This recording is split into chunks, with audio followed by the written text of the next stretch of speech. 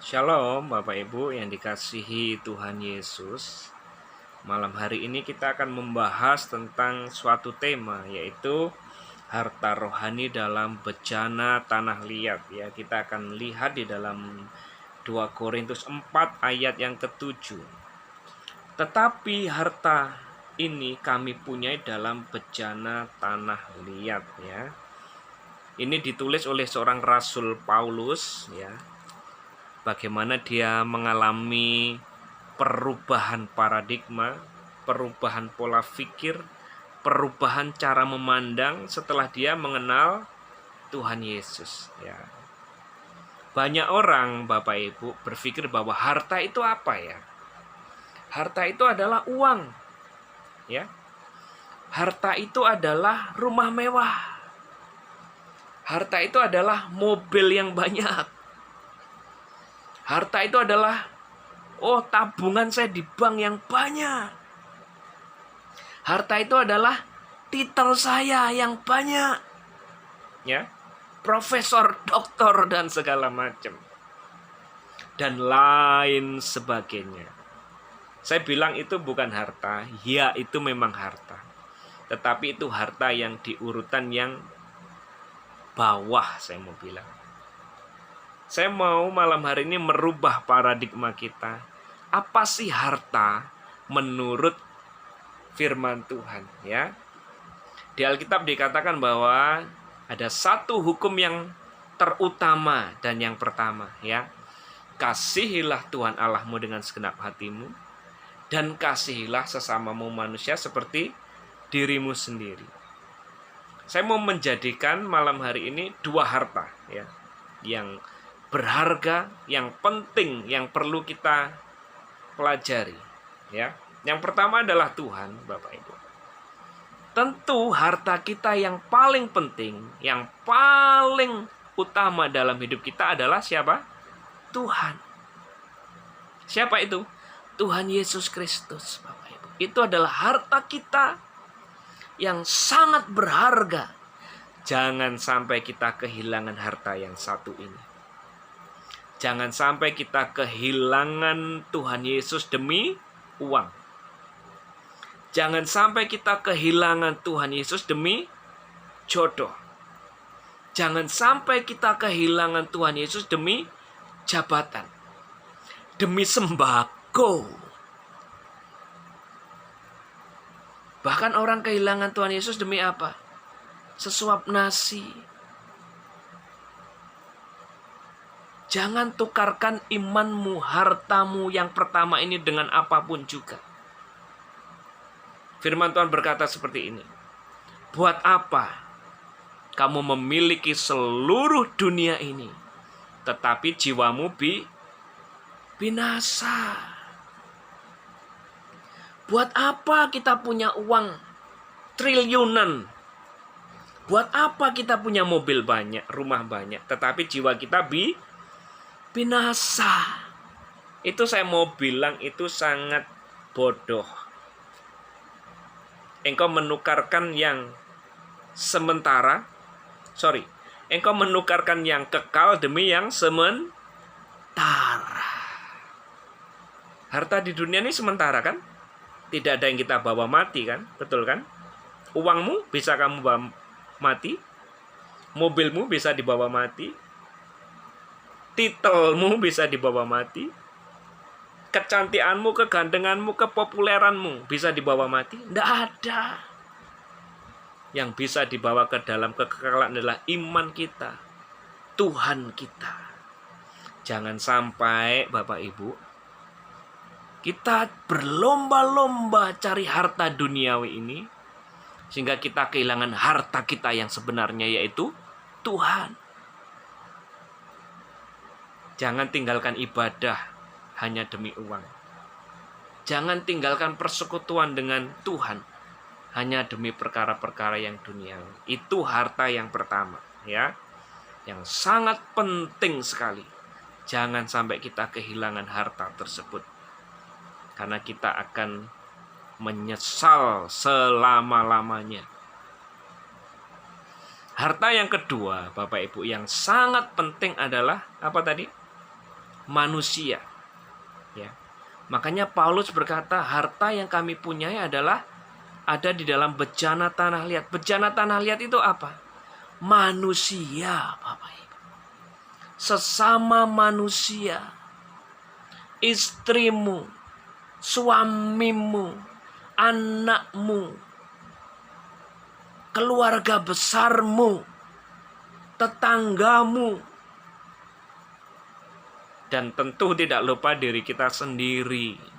Itu adalah harta yang kedua yang sangat penting, Bapak Ibu. Saya ajak malam hari ini kita melihat cara pandang Tuhan ya.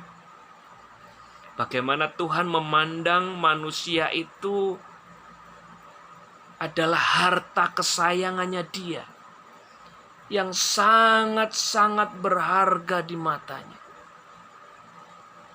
Saya mau bilang malam hari, Tuhan itu sayang kepada kita. Kalau kita lihat iblis ya, iblis jatuh pada waktu memberontak Tuhan. Tuhan tidak datang untuk menebus iblis loh, Bapak Ibu ya. Iblis jatuh itu Tuhan hukum, dibuang dari surga. Tetapi Tuhan tidak turun untuk menebus iblis, ya. Tetapi kalau kita lihat beda dengan manusia. Pada waktu manusia jatuh dalam dosa, Tuhan yang empunya langit dan bumi, Tuhan yang menciptakan manusia, Dia rela turun ke dunia menjadi manusia, bahkan sampai mati di kayu salib karena cintanya kepada Anda. Begitu sayangnya Tuhan kepada kita manusia ini. Makanya Yohanes 3:16 dikatakan bahwa karena begitu besar kasih Allah akan dunia ini, Dia memberikan anaknya yang tunggal supaya siapa yang percaya kepadanya tidak binasa tetapi beroleh hidup yang kekal. Saya mau bilang Bapak Ibu malam hari ini, Bapak Ibu itu sangat berharga di mata Tuhan. Sehingga ada seorang hamba Tuhan berkata seperti ini. Sekiranya cuma satu orang saja yang berdosa di bumi ini, kira-kira Tuhan Yesus mau nggak turun ke dunia mati di kayu salib? Hamba Tuhan bilang, yes, Tuhan Yesus akan turun ke dunia dan mati di kayu salib. Alkitab berkata, ada sukacita besar di sorga karena satu orang bertobat. Lebih daripada 99 daripada orang benar yang tidak memerlukan pertobatan. Satu orang diselamatkan itu sangat penting di mata Tuhan. Sangat berharga manusia. Jadi kalau Bapak Ibu selama ini memandang dirimu tidak berharga, gambar dirimu mungkin rusak, tidak ada yang mengasihi saya, tidak ada yang cinta saya, orang tua saya tidak mengasihi saya, suami saya tidak mengasihi saya, istri saya tidak mengasihi saya, anak saya tidak mengasihi saya. Saya mau berikan kabar baik malam hari ini kepada Bapak Ibu. Ada satu pribadi yang mengasihi Bapak Ibu, yaitu Tuhan Yesus. Maka dari itu, kasihi dirimu, cintai dirimu, seperti Tuhan mencintai kita. Malam hari ini biar kasih Tuhan boleh mengalir di dalam hatimu, sehingga engkau bisa mencintai dirimu seperti Tuhan mencintai dirimu apa adanya. Sehingga engkau bisa menghargai dirimu sendiri dan memandang engkau mulia seperti Tuhan memandang engkau berharga di matanya dan mulia dalam pandangannya. Engkau bisa mengasihi dirimu sendiri. Engkau bisa menjaga dirimu sendiri. Karena Bapak Ibu, sebelum kita bisa mengalami kasih Tuhan, urutannya seperti ini ya.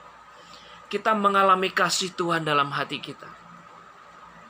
Kita boleh merasa benar-benar dicintai oleh Tuhan, dikasihi oleh Tuhan.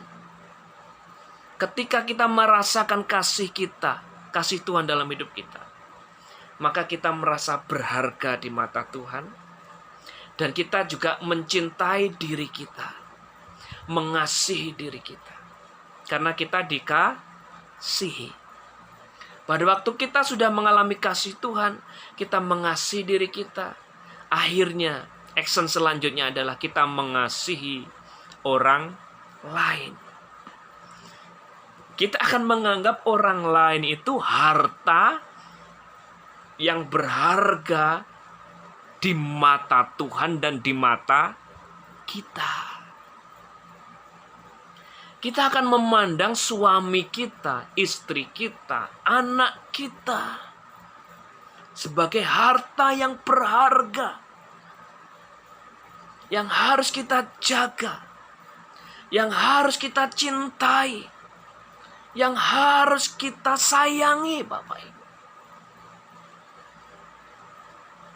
Kenapa banyak suami yang main pukul kepada istrinya? Karena mungkin suami itu tidak memandang istrinya sebagai harta, tetapi sebagai apa? Perongrong mungkin ya. Atau orang yang merepotkan. Atau orang yang menjengkelkan. Tetapi malam hari ini kita akan rubah paradigma kita. Istrimu, anakmu, tetanggamu, mertuamu, bahkan siapapun manusia yang ada di dunia ini, itu adalah harta yang berharga di mata Tuhan dan di mata kita. Kalau kita memandang sesuatu itu berharga, Bapak Ibu, sebagai harta, pasti kita akan jagai sungguh-sungguh. Engkau akan menjaga istrimu dengan sungguh-sungguh. Karena itu harta yang berharga di dalam hidupku. Aku akan mengasihi istriku dengan sungguh-sungguh. Aku akan mengasihi anakku dengan sungguh-sungguh. Berapa banyak di dunia ini perceraian di mana-mana? Karena apa? Mereka tidak menganggap suami, istri mereka, anak mereka sebagai harta yang berharga. Sehingga apa? Mereka mungkin menganggap mereka itu sampah yang mengotori hidupnya. Maka dibuang saja itu. Salah cara memandang. Ada orang-orang yang rela menghancurkan manusia yang lain demi harta.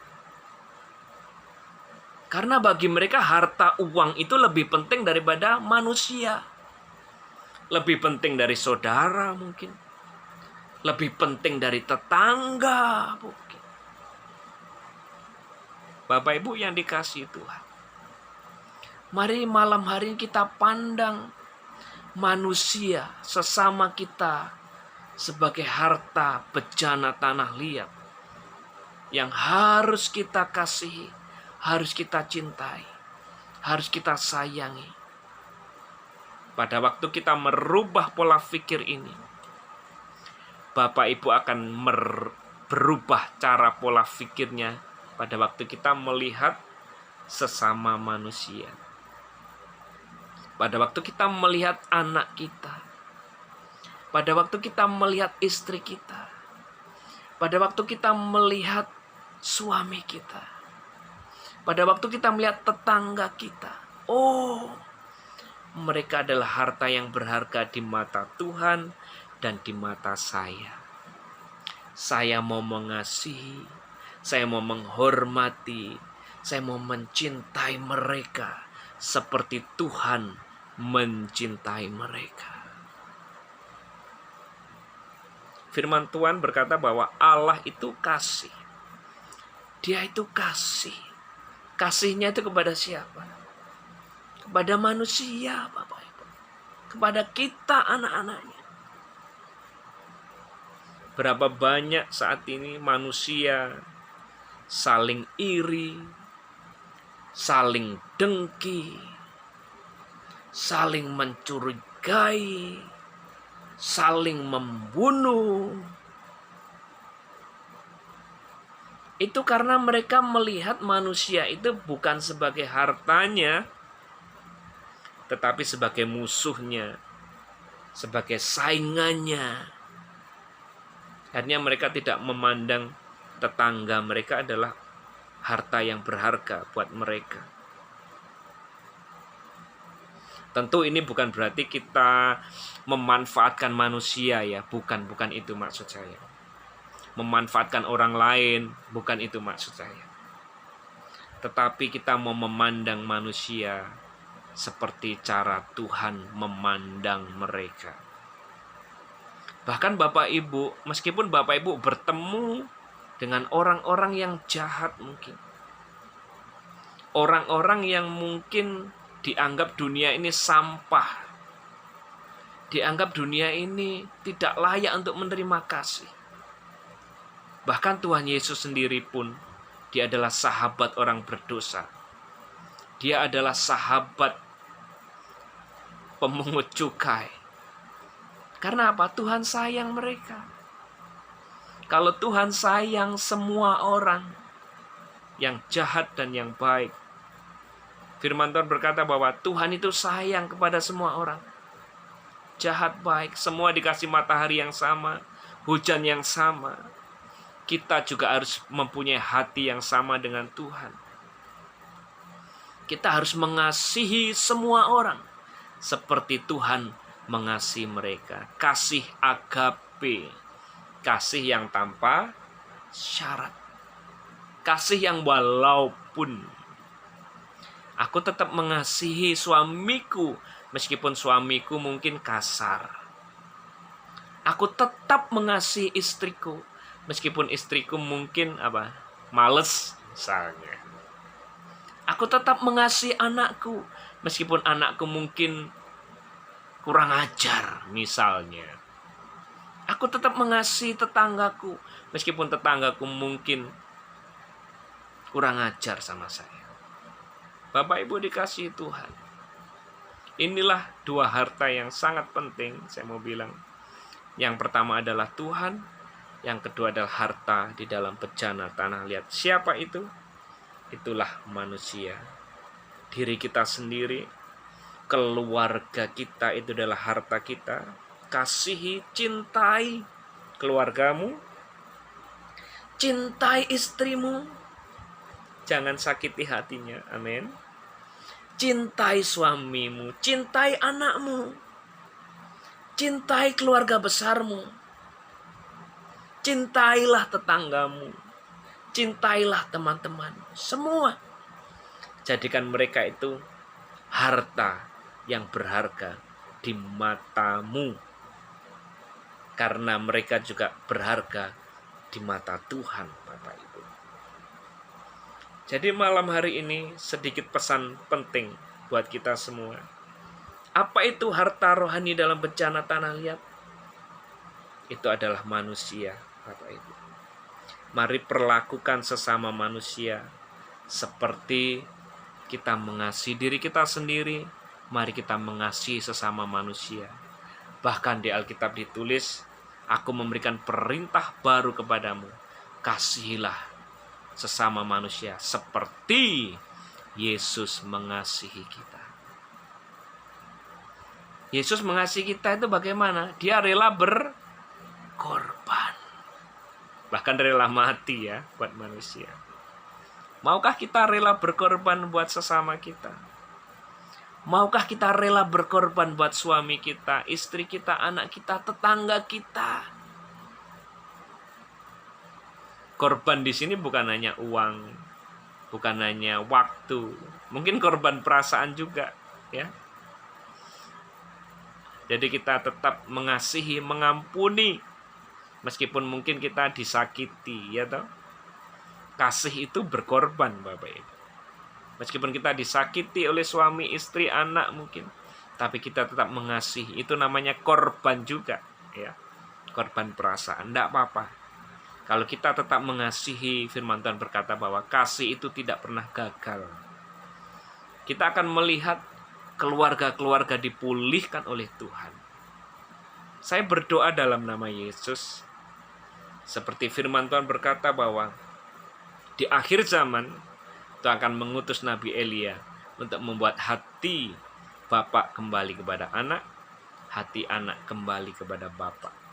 Ya, apa artinya? Pemulihan hubungan.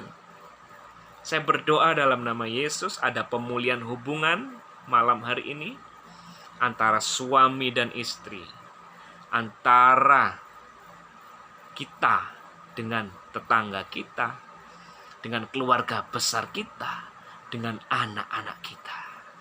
Itu yang akan terjadi di hari-hari ke depan. Kita akan melihat keluarga-keluarga yang harmonis, lingkungan yang harmonis, penuh kasih dan cinta, sehingga di bumi seperti di surga. Tahukah Bapak Ibu bahwa selama kita ada di bumi ini, kita bisa mengecap surga dalam kehidupan kita apabila kita hidup penuh dengan cinta, penuh dengan kasih. Yang pertama tentu kepada Tuhan, yang kedua kepada sesama.